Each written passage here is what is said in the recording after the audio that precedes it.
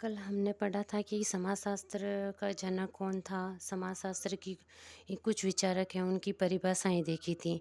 तो आज हम क्या पढ़ेंगे, समाजशास्त्र का है जो क्षेत्र या उसकी प्रकृति है उसके बारे में पढ़ेंगे। समाजशास्त्र का जो क्या है कि प्रकृति है उसको दो भागों में बांटा गया, एक तो स्वरूपात्मक प्रकृति और दूसरा है समन्वयात्मक प्रकृति। स्वरूपात्मक प्रकृति है उसके अंतर्गत क्या है कि जॉर्ज सिमेल, टोनीज वीरकांत और मैक्स वेबर, इन्होंने अपने विचार व्यक्त किए। जैसे जॉर्ज सिमेल ने अंतर वस्तु और स्वरूप के बारे में बताया था।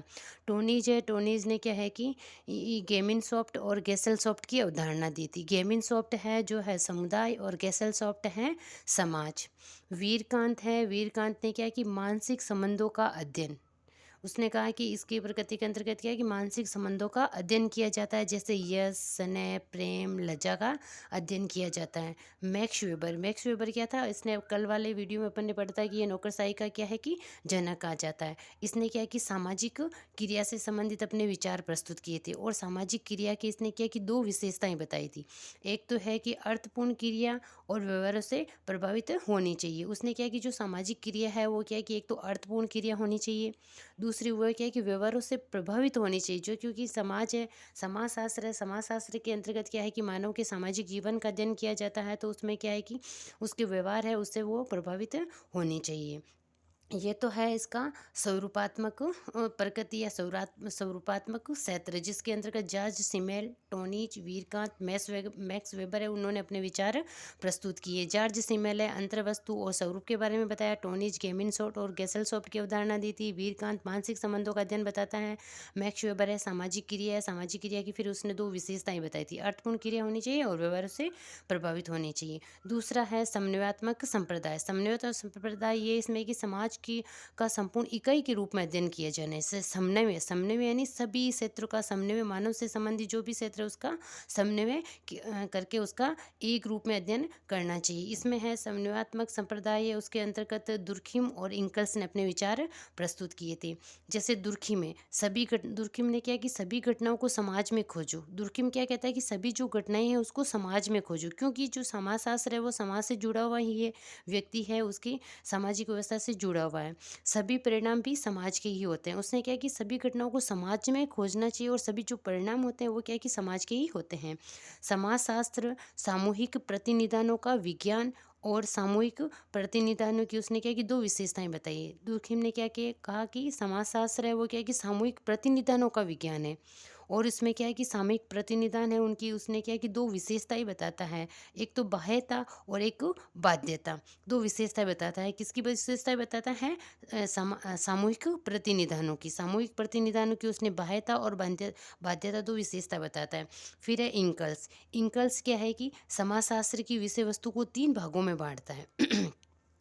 जैसे इंकल्स है वो क्या है कि समाजशास्त्र की जो विषय वस्तु उसको कितने भागों में बांटता है, तीन भागों में बांटता है।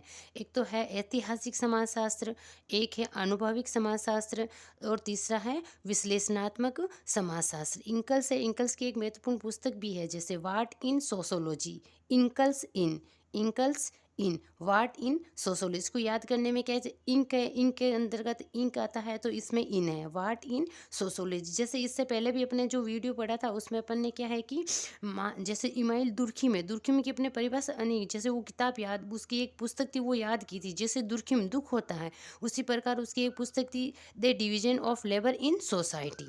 उस पुस्तक में जैसे लेबर जैसे दुख से संबंधित है, क्योंकि उसको क्या है कि जैसे लेबर से व्यक्ति होते हैं उनको क्या काम करते हैं, उनकी इनकम भी इतनी नहीं होती है, तो उसको अपने दुख से कनेक्ट करके उसको याद किया था।